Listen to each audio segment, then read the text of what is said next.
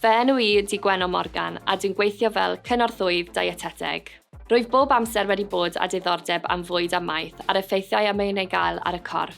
Mae gen i radd mewn iechyd a maith, sy'n golygu fy mod yn gallu dangos fy ngwybodaeth am profiadau o fewn y rôl. Ond nid yw gradd mewn maith yn hanfynodol. Gallwch hefyd wneud cais os oes gennych tygau neu gyfwerth mewn mathemateg a Saesneg, diddordeb cryf mewn maith a phrofiad o fewn gofal iechyd.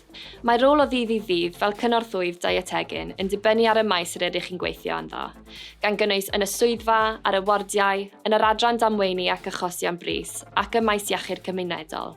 Mae diwrnod arferol i mi yn cynnwys cynorthwyo'r dietegydd gydag asesiadau cleifion gan gynnwys pwyso a mesur cleifion a monitro diet, cefnogi'r staff nyrsio a gweithwyr proffesiynol perthynol i iechyd eraill, a chynnig anogaeth a chefnogaeth i pobl gyda bwyta a gyfed. Mae gwylio pobl yn ymgysylltu ac yn gwneud cynnydd yn ei reglen adsefydlu yn ei chafbwynt o'm diwrnod.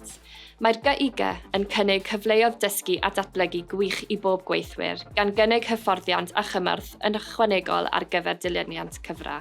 3 gair i disgrifio'r GIG ydy cydweithredol, cyflym a gwerth chweil. Ni ydy'r GIG. Dewyswch dietegedd.